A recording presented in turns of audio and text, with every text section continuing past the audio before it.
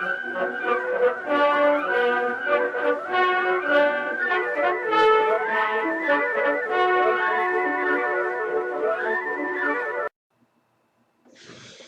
there! Today we're going to talk about this ink, Akkerman Chinatown Red. Usually I don't really go into the bottles of these inks, adjusting the hat a little bit, because often I think these bottles are not particularly spectacular. They may work, but that's all there's to it. These bottles are a phenomenon in themselves, and Akkerman is a fountain pen shop in the Netherlands. There's one in The Hague and one in Amsterdam, and these bottles are from the Hague branch of the shop. Chinatown Red, it's displayed on there. Not sure whether you can read that, but it's there. And of course, these are very fascinating bottles. Now, what is so fascinating about them? Well, I'll make sure the cap is really in place here. What you may see is this. You got this wide cauldron here. And then you have the neck, and in the neck there is a marble. And the marble can actually move. Now what you do is notice that the neck of the bottle is clear. Now you turn the bottle around, you turn it up again, and the marble makes sure that ink gets trapped in the neck of the bottle. And that way you can, I usually let out just a little bit, you can open up the bottle. As you can see, this part is now free of ink. You dip your pen in, you got a nice reservoir of ink there, which is trapped. Fill up your pen. No mess, no fuss, no hassles, nothing. Fill up the bottle again. Make sure that the ink is trapped. You can just flow back. I don't think that's absolutely necessary, but I always do it. And then, in the course of a few days, the neck will turn completely clear again because the ink slowly drips down.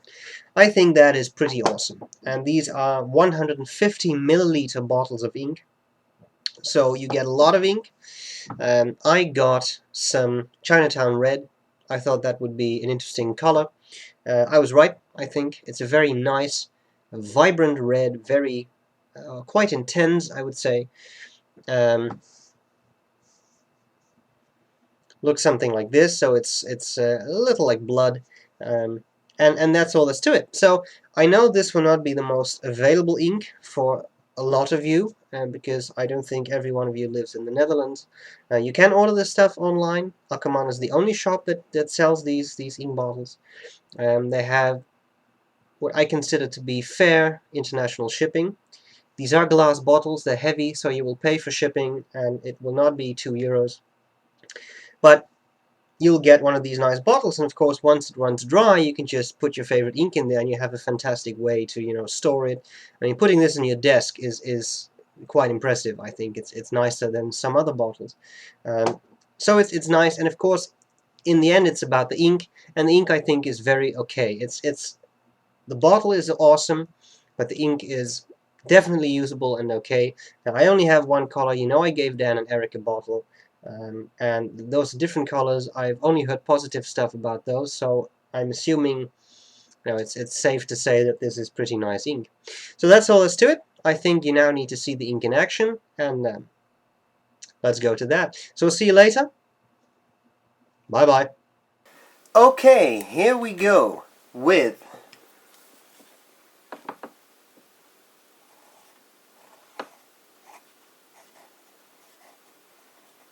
Akkerman. Note the English pronunciation. It is Akkerman in Dutch. Note the nice R. Chinatown Red. I'll start with some fine writing.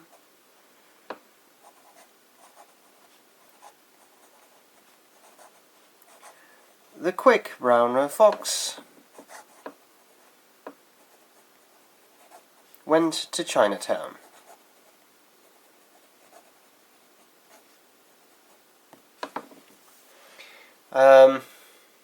Just adjust the lighting a little bit. What you see here right now is a fairly light red. I think that with a medium nib it's going to pick up a little. It's a pretty bright red.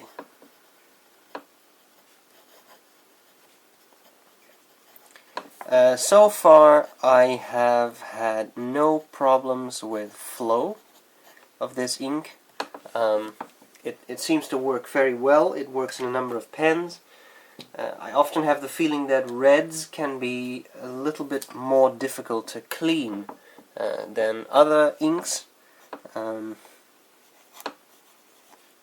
is definitely noticeable with B.R.E 1670, the hematite version.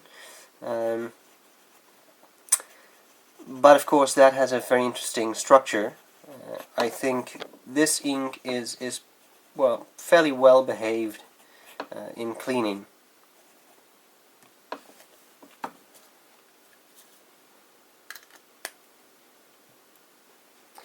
And then finally we have an italic.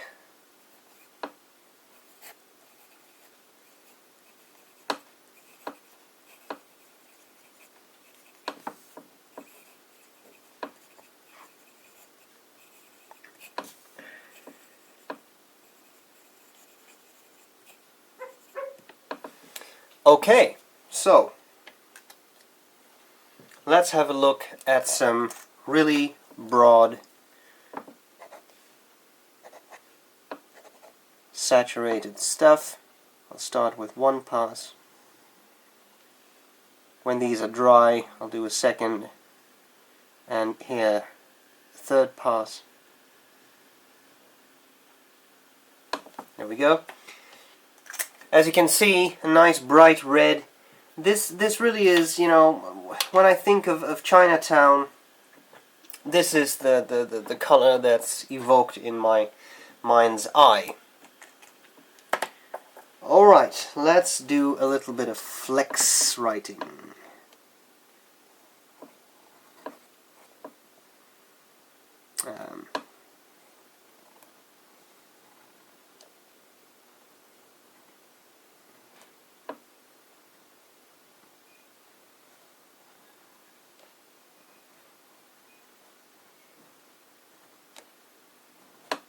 Chinatown.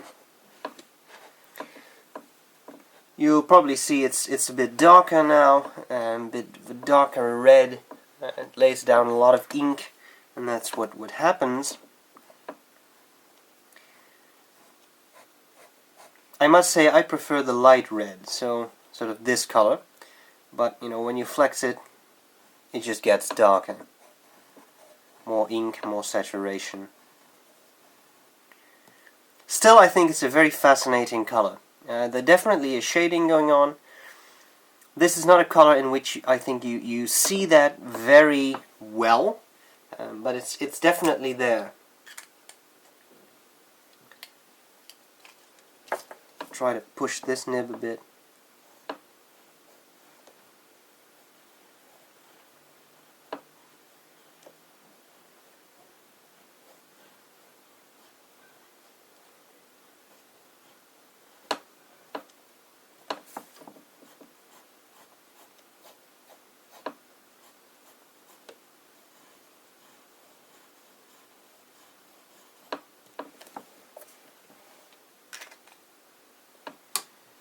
I'll do broad, and then I think our lines have been dried up enough to come back to those.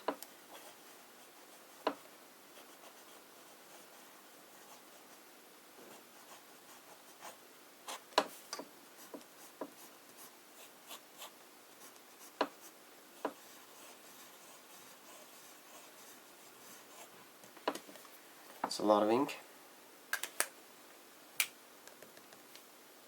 That's dry. It's not entirely dry in that spot, but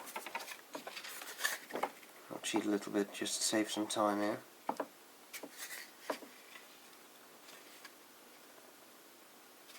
There we go. It was pretty much dry, so there shouldn't be a big difference. Let's do a second pass. And then I'll come back here for a third pass. Reasonably wet ink. This is still wet. I enjoy that. I like a good wet ink. But that's not for everyone. You know, when you're on the road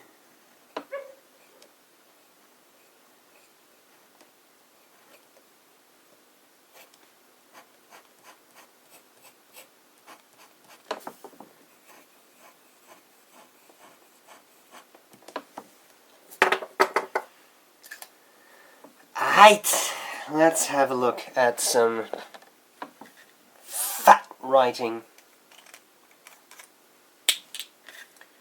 We should probably do an R.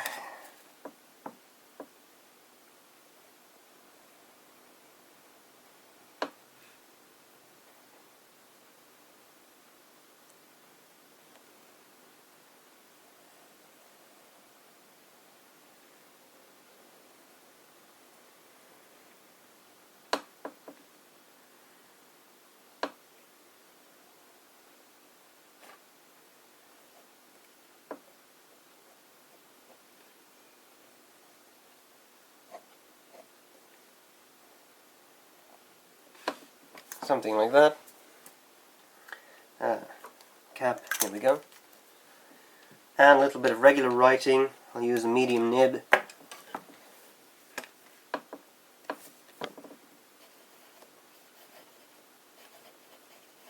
Some people have been asking me about the sheet of plastic I use. That really has one purpose, and that is to make sure that oils from my hand don't actually, are not rubbed into the paper, and that can really hamper ink flow. And clearly, in videos like these, I really want to show off the ink and really want to do the ink justice. And if a pen would skip just because I smeared some grease on the page, I would really not like that to happen. So, hence the whole thing. Not dry. Wait. Okay, well, what you do see here is that you already get a nice difference from a fairly light red to something that's quite a bit darker. I like that a lot. That's dry. Let's do a little bit of water. Where's my water? Here we go.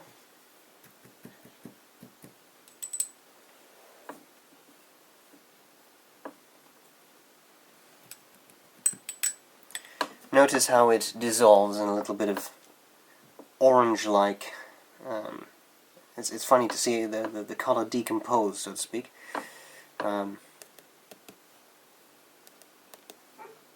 Still not entirely dry.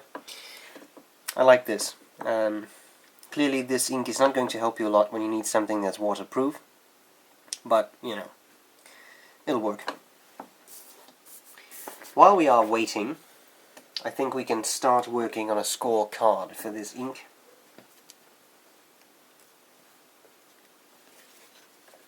Well, I'll just leave that under there. This isn't really about the writing anymore, so... Cleaning. Well, as I said, I seem to remember cleaning is pretty easy, so I'll write down good.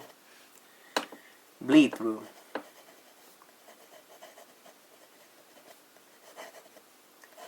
We'll have to see that for ourselves a bit later on.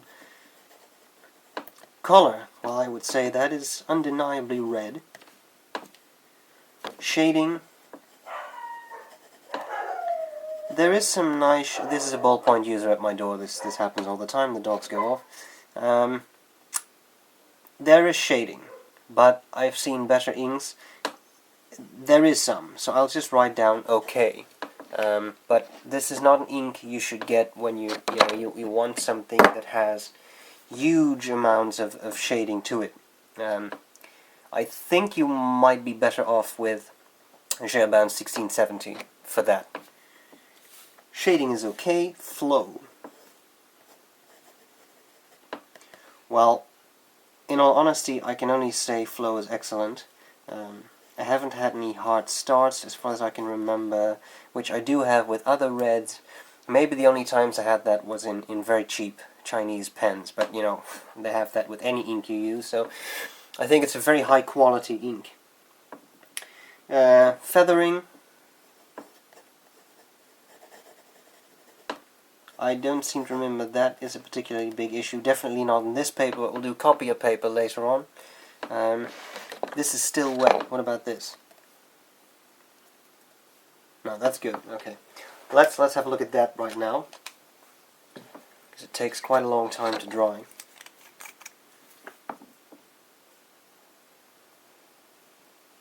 There we go. Third pass.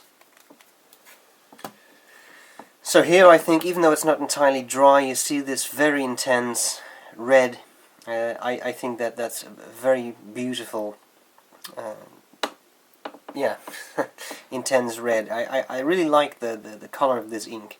It sort of jumps at you, and I enjoy that. And especially, I mean, clearly it's a bit brighter with just one pass, but this highly saturated color, I really do love that. Alright, now I'm going to cheat a little, because this is still wet, and it's going to stay wet for quite a while. So I'll just blot it. It's probably going to run a little bit. But I do want it to be dry when we put some water on that. Oh, well, that's not that bad. Okay. Well then, let's see how that responds to water.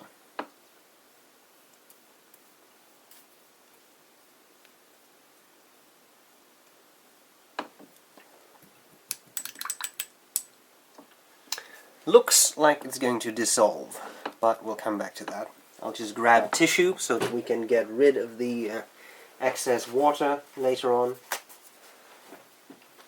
But for now, we were working on a scorecard, so I think we should finish that first by hitting here. There we go.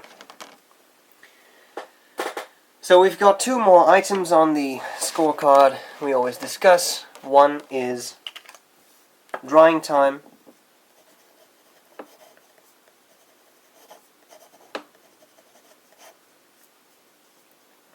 Loops. Too many loops, but of course I am completely loopy, so that explains a lot. Drying time, I think drying time is long. That's all I can say.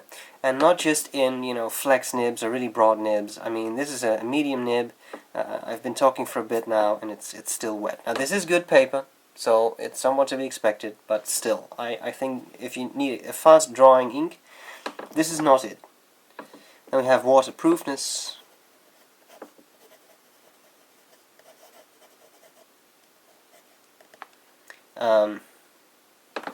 I think it's safe to say that that's fairly poor, but let's get rid of this water.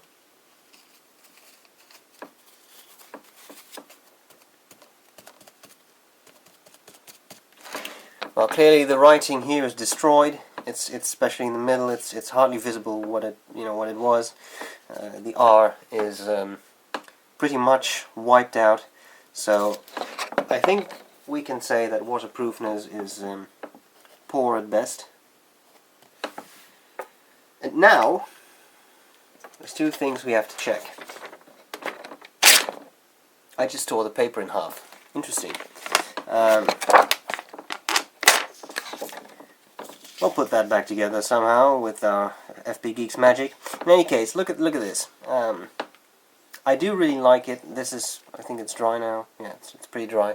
A lot of saturation there.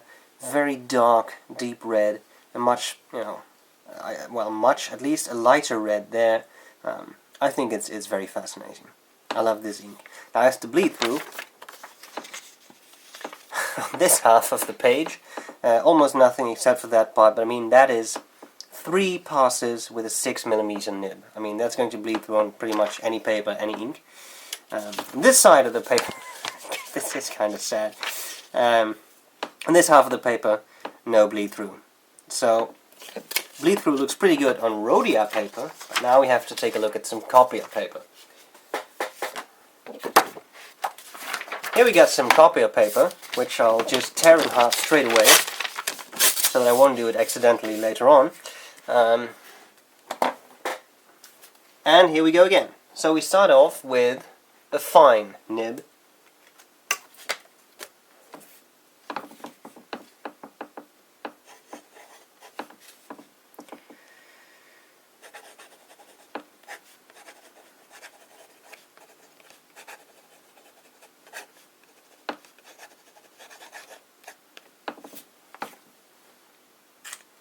Don't see a whole lot feathering actually, but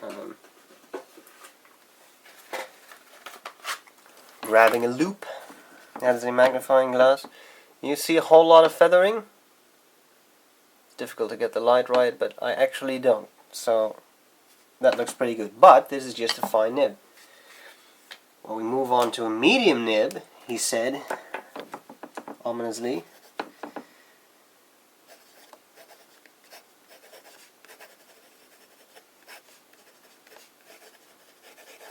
Still torn in half, right?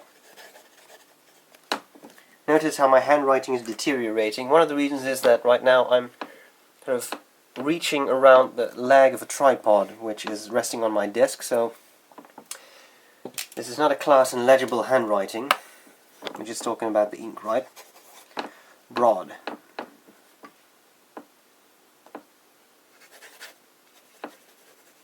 Torn in half. My love. I'm starting to see some feathering. I'm going to push this to the limits now.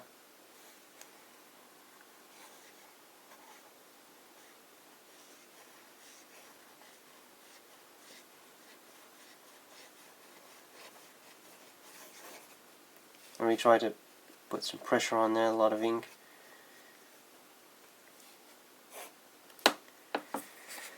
So of course this is pushing it to the limits.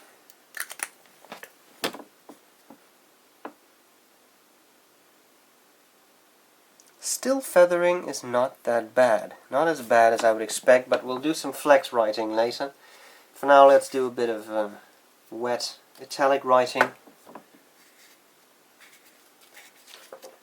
That should be a part of the Olympics. Wet italic writing.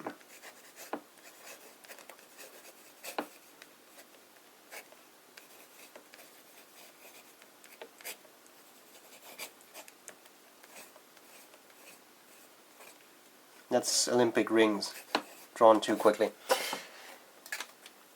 Alright. I don't see, a whole lot of feathering there either. That looks pretty impressive. I didn't expect that, actually. Let's put this to the test on the other half of the paper. That's probably annoying the orange, isn't it? I'll stick the parts together.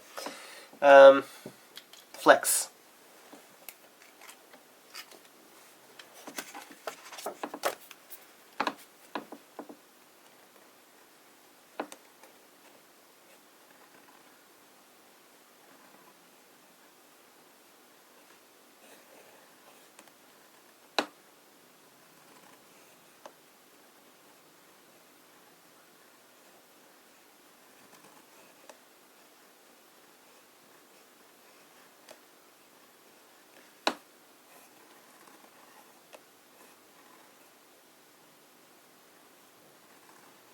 Oppa Gangnam Style. That doesn't mean anything to you? You put that into YouTube and you're in for some very interesting choreography. Make sure you find the original video clip by Psy. Okay. Well, there's feathering there. But let's be fair. This is insane writing, right? I mean, this is really fat writing, a lot of ink, cheap paper. Nothing happened on the Rhodia paper. But I mean, seriously, this is a broad italic. This is a broad nib. You see feathering there, in the word feathering. How ironic. But that is because, you know, that's a lot of ink. In regular writing, there is maybe a little bit of feathering, but it's really not that pronounced. So I'm pleasantly surprised by that, especially on this paper. Now the big test we've got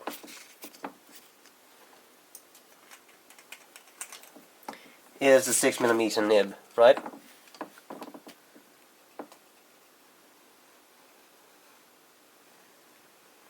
This is turned into a very strange S. What do I do with this?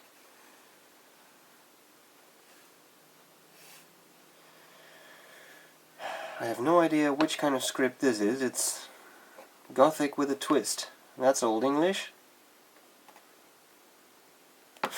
Well, let's just add an unseal A, just for fun. And we got that. And then maybe, oh, I don't know. Some foundational. There we go. Let's have a look at that. Just squash it into the paper. That weird stuff is just for my blotting paper. I need a new sheet. But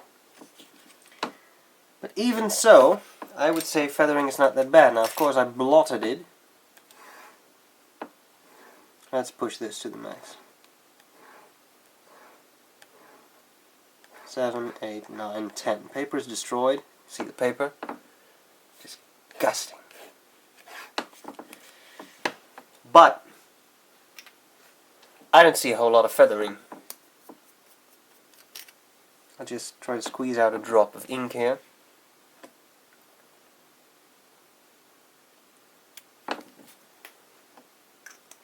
How useful these aromatic converters. Sometimes they come in handy. Well, there's some still not a whole lot of feathering. Okay, well, I think we have proven quite conclusively that this ink does not feather extremely. I really didn't expect that, but that's awesome. I really tried to push it, tried to see what I could do. Oh, that's disgusting. Now there's like there's blood on my notepad. Bleed through is there, but again, mostly in extremely pronounced writing with a lot of ink, flex writing, etc. So